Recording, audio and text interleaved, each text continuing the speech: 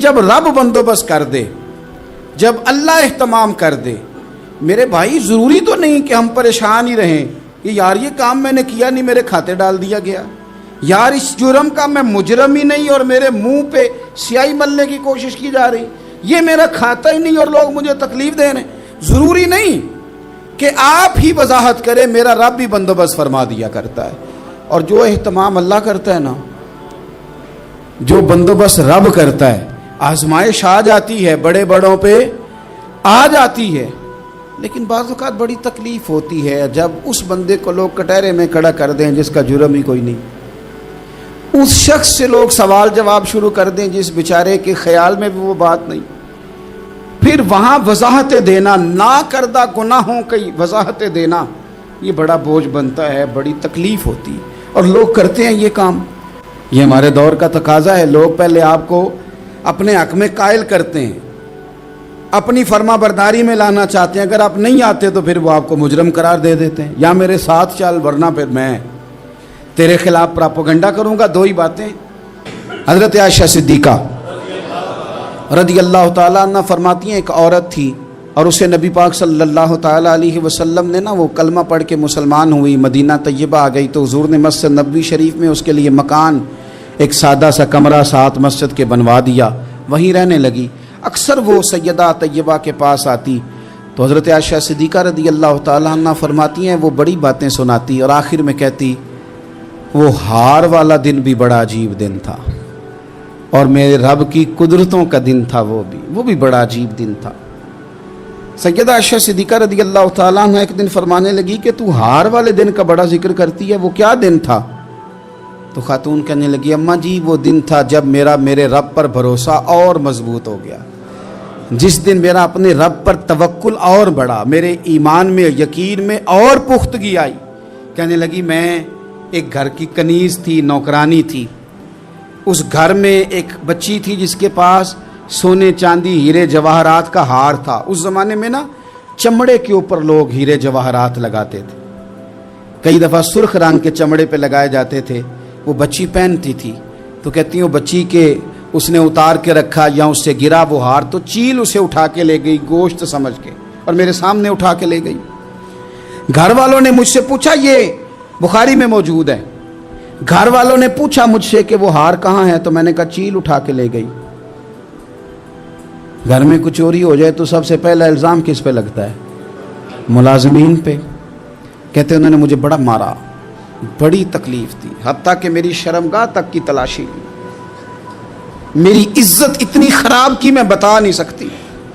میں نے اپنی زندگی میں ایک واقعہ دیکھا، ایک امیر گھر میں چوری ہو گئی، ملازم کو اتنا مارا کہ وہ چارپائی پہ پڑ گیا، پولیس والوں سے اتنی مار پروائی گئی کہ وہ بیچارہ چارپائی پہ پڑ گیا، اور پھر وہ اتنا بیمار ہوا اور کچھ دنوں کے بعد پتہ چل گیا کہ چور تو اپنا بیٹا ہے ان کا، پھر اس کا انتقال ہو گیا۔ اب وہ سیٹھ صاحب اور گھر والے آ کے مرنے والے کے کان میں معافیاں مانگ رہے ہیں، کان میں۔ تو میں نے ان سے پھر کہا تھا کہ یہ تو اب چلا گیا ہے، تمہارا زور چلتا تھا نا تو تم نے قانون خریدا اور تم نے اسے جتنا ہو سکا تم نے اسے مار پڑوائی، تمہارے پاس جو عدالتیں تھیں تم نے وہاں کارروائی کی، اب ایک عدالت قیامت کے دن لگے گی۔ یہ کمزور تھا نا، کچھ کر نہیں سکا۔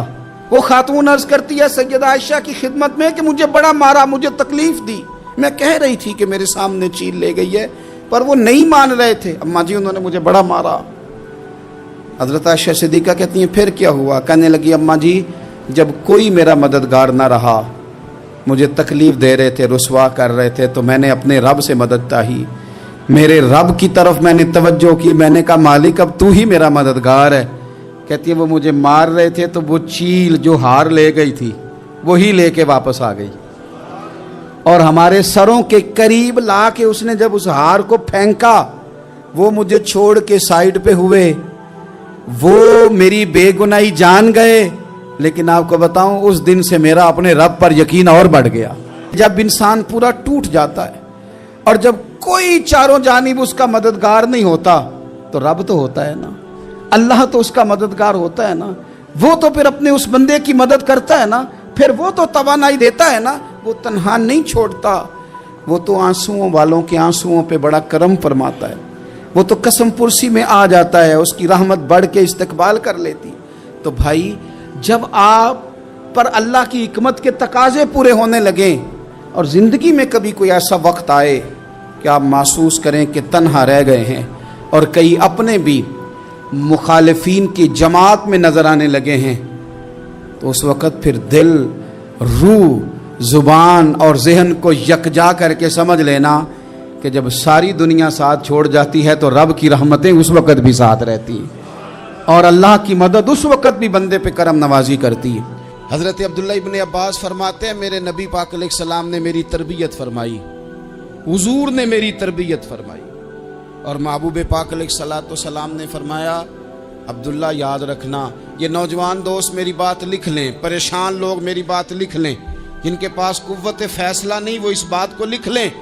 حضرت عبداللہ ابن عباس فرماتے ہیں میرے نبی پاک علیہ السلام نے مجھ سے فرمایا تھا عبداللہ سن، اگر ساری دنیا مل کے تیرا کوئی نفع کرنا چاہے کر نہیں سکتی جب تک میرے رب کی رضا نہ ہو، اور فرمایا ساری دنیا مل کے تیرا کچھ بگاڑنا چاہے تو عبداللہ بگاڑ نہیں سکتی جب تک رب کریم کی حکمت کا تقاضا نہ ہو۔ لوگوں سے ڈرنا، لوگوں کی طرف دیکھنا، ماحول دیکھ کے اپنے راہ کا تعین کرنا، ہر بندے کے خیالات کے مطابق ڈھلنے کی کوشش کرنا، فلانا نہ ناراض ہو جائے، فلانا نہ ناراض ہو جائے، وہ جس نے ہونا ہو جائے، بس رب رسول ناراض نہ ہو۔ اپنی زندگی میں اپنے مالک کو مولا جان کے، بل اللہ مولاکم، اللہ تمہارا مولا ہے، وَهُوَ خَيْرُ النَّاصِرِينَ، وہ بہترین مددگار ہے، توجہ جب بھی کریں رب کی جانب کریں۔ پھر اللہ تعالیٰ جب بندوبست فرمائے، صحیح بخاری میں حضرت جریج کا ذکر فرمایا، جریج نفل پڑھ رہے تھے، ماں نے آواز دی، وہ آ نہیں سکے، نماز میں تھے، ماں ناراض ہو گئی، اس نے ہاتھ اٹھا کے کہا اللہ یہ اتنی دیر تک مرے نہ جب تک کسی بری عورت کا منہ نہ دیکھ لے۔ کسی اور کی دعا کے لیے سند نہیں ہے کہ وہ تیرے ہاتھ میں ضرور قبول ہوگی، لیکن ماں باپ کی دعا کے لیے میرے نبی پاک نے سند بیان کی ہے۔ سید عالم صلی اللہ علیہ وسلم فرماتے ہیں جب بھی ماں باپ اولاد کے لیے ہاتھ اٹھاتے ہیں رب ضرور قبولیت کا شرف عطا کرتا ہے۔ تو جہاں سند موجود ہے نا، کچھ افتتاح باجی سے بھی کرا لینے چاہیے، کچھ کام شروع کرنے سے پہلے صرف اماں سے ہی دعا کرا لینی چاہیے، یہ والا افتتاح بھی بڑے کام کا ہے کیونکہ یہاں سند بیان کر دیا میرے نبی کریم۔ تو جناب جریج کی ماں ناراض ہو گئی، کہنے لگی اللہ اس نے میری بات نہیں سنی، اب تھے تو وہ نیک لیکن رب کریم کی حکمت کا تقاضا ہے، ماں کی دعا کو بھی قبول کرنا تھا، اللہ نے آزمائش میں مبتلا کر دیا۔ والدہ تو چلی گئیں، وہ ایک خیمے میں، ایک کٹیا میں، ایک جھونپڑی میں عبادت کرتے تھے، اللہ کو یاد کرتے تھے، رب رب کرتے تھے، اور لوگ ان کی بڑی تعریف بھی کرتے تھے، لوگ ان کے ارادت مند بھی تھے، عقیدت مند بھی تھے، اہل محبت بھی تھے۔ ایک عورت آ گئی، بس وہ اللہ کی حکمت پوری ہونی تھی، اس نے آ کے پہلے تو انہیں اپنی طرف مائل کرنا چاہا، جب نہ مائل ہوئے تو الزام لگا دیا۔ پہلے اس نے قائل کیا، جب جناب جنیج قائل نہ ہوئے تو اس نے قریب ایک چرواہا تھا، اس چرواہے کے ساتھ جا کے منہ کالا کیا، مقررہ وقت پہ بچہ پیدا ہو گیا۔ لوگوں نے کہا کس کا ہے؟ کہنے لگی اس خانقاہ میں، اس حجرے میں عبادت کرنے والے کا ہے۔ اگر کسی دیندار پر ذرا سا بھی الزام لگ جائے تو آپ یقین کریں کہ بڑے بڑے خوفناک لوگ بھی نیک ہو جاتے ہیں، جن کا اپنا سارا ماضی کالا سیاہ ہو وہ بھی اجالوں کے راہبر بن جاتے ہیں، جن کی اپنی زبانیں ساری زندگی آلودہ رہی ہوں وہ بھی بڑے بڑے اعلیٰ سچ بولنے لگتے ہیں۔ اعلیٰ کچے میرے مکان کی دیوار کیا گری، لوگوں نے تو میرے صحن میں رستے ہی بنا لیے۔ بڑے لوگ آ جاتے ہیں پھر بڑا کچھ کرتے ہیں اور بڑے بڑے خوفناک جملے کستے ہیں، بس کو نقطہ جو ہاتھ آ گیا ایسے جیسے گرنے کا انتظار کر رہے تھے۔ اب جناب لوگ اٹھے، احتجاج شروع ہو گیا، شور پڑ گیا، یہ بابا بڑا نیک بنتا تھا، نفل پڑھتا تھا، عبادتیں کرتا تھا، دیکھو اس کا حال کیا ہے کہ اس نے ناجائز بچہ پیدا کیا۔ بغیر تحقیق کے میں کہہ چکا ہوں کہ الجھے الجھے بکھرے بکھرے روز و شب دیکھے گا کون، لوگ تیرا جرم دیکھیں گے سبب دیکھے گا کون، لوگ تیرا جرم دیکھیں گے سبب کوئی غور نہیں کرتا کہ وجہ کیا تھی۔ او بھائی کچھ تو مجبوریاں رہی ہوں گی، यूं ही कोई बेवफा नहीं होता। इल्ज़ाम लगा दिया, शोर हुआ, एहतजाज हुआ, दुनिया इकट्ठी हुई, उनका उन्होंने उजरा गिरा दिया, मारा भी, पीटा भी, एक नेक आदमी को बदनाम भी किया, बुरा भला भी कहा, गालियां भी दी, जो कर सकते थे किया। अब जब सज़ा देने लगे ना तो जनाब जुरैज कहने लगे थोड़ी सी इजाज़त देते हो, मार तो तुमने देना ही है। कहा जनाब ठीक है देते हैं। उन्होंने कहा सिर्फ 2 नफल पढ़ने हैं। अब वो नफल पढ़ रहे थे तो लोग उस वक़्त भी कह रहे थे फराड ही कर रहा है, धोखा ही दे रहा है, चूँकि ज़ेन बन गया ना, बदगुमानी आ गई। उन्होंने 2 नफल पढ़ के हाथ उठाए, कहा अल्लाह जाना तो मैंने है, पर इस रुसवाई के साथ जनाजे तक नहीं खराब हो जाते, कब्रें तक नहीं लोग बदनाम कर देते। कहा अल्लाह जाना तो है, फिर इस रुसवाई के साथ तो मेरी मदद फरमा। अब तो मेरा केस तेरी ही अदालत में है, तू रहमत का दरवाज़ा खोल। हाथ उठाए, दुआ मांगी, नफल पढ़े, पूरे मजमे पे नजर दौड़ाई, कोई नहीं था सपोर्ट करने वाला। कल तक जो कहते थे ना तेरे लिए जिएंगे, तेरे लिए मरेंगे, सारी उम्र ही आटा गुद्दा है, लखा कीते नहीं पेड़े। अब वक़्त आया ही ते मोहम्मद बख्शा कोई नहीं हो बैठा नेड़े, एक बंदा भी नहीं था वोटर सपोर्टर साथ देने वाला कोई नहीं था।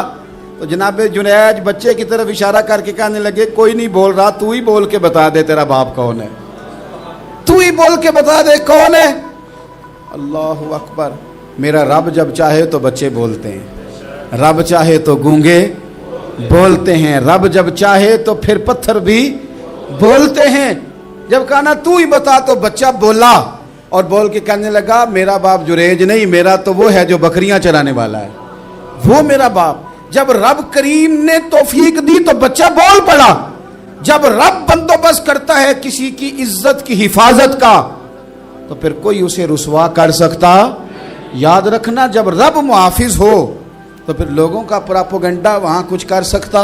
लोग कई दफा बड़ा गहरा जाल बुनते हैं, साजिश का रंग बड़ा गहरा होता है, आम सादे आदमी उसको समझ नहीं पाते, उस प्रोपेगेंडे का हिस्सा हो जाते हैं, उन्हें पता ही नहीं चलता ये बात दरअसल क्या की जा रही है, ये कितनी गहरी हसद की आग है।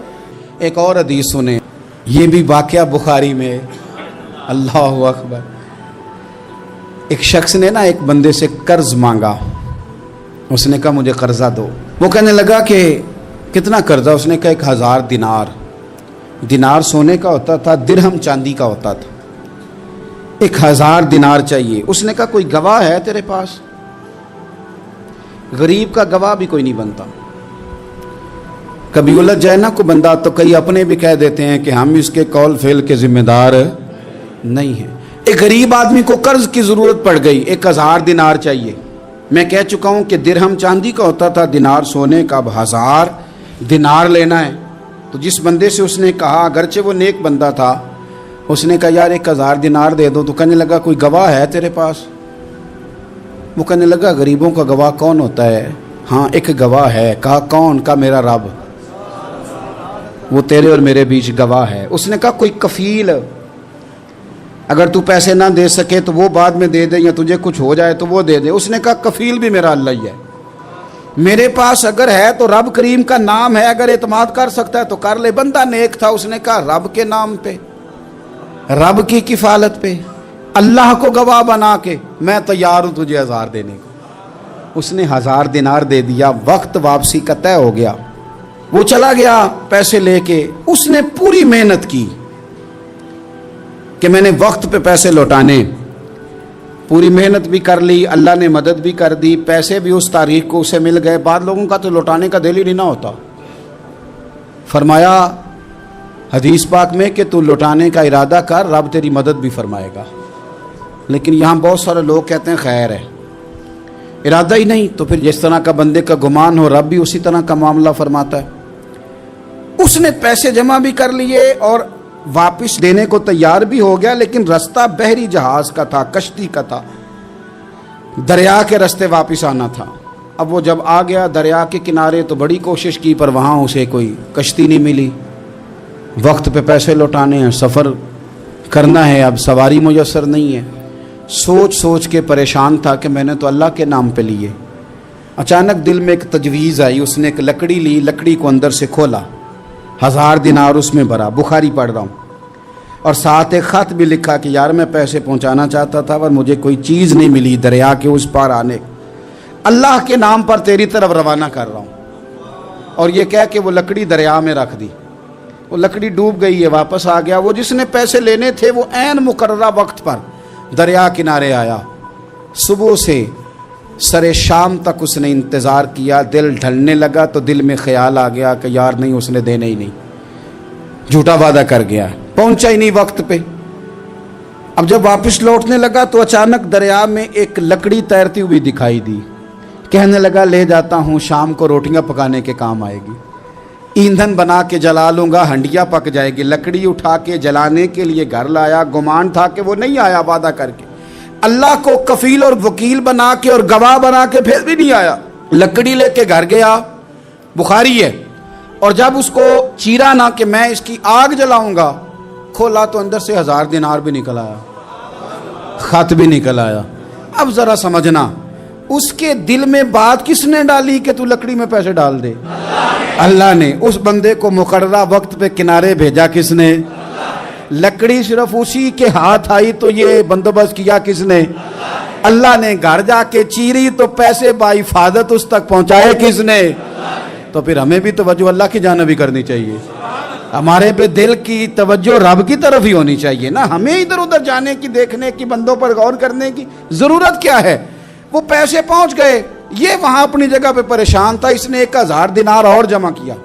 پھر دوبارہ ایک دن دریا کنارے آیا، کشتی مل گئی، بیٹھ کے اپنے اس بھائی کے پاس آیا، کہنے لگا دیکھنا مجھ پر بدگمان نہ ہونا، پیسے اس تاریخ کو بھی جمع کر لیے تھے، دریا پہ آیا تھا پر کشتی نہیں ملی تھی، پھر میں نے نا لکڑی میں ڈال کے خط ڈال کے تیری طرف بھیج بھی دیے تھے، لیکن آج میں پھر لے کے آ گیا ہوں۔ وہ کہنے لگا خوش ہو جا، جس رب کو تو نے میرا اور اپنا گواہ بنایا تھا اس رب نے میرے تک پہنچا بھی دیے ہیں۔